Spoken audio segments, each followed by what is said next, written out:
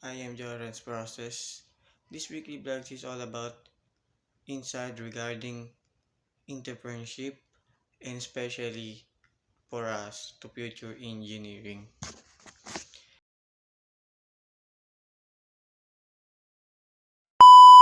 Proposition lies in its ability to offer a clear and compelling solution to a problem or need. A strong proposition communicates two unique benefits and advantages to a product, service, and ideas, making it appealing to the target audience and provides a reason for consumer to choose one offering over other in the market, driving sales and fostering customers.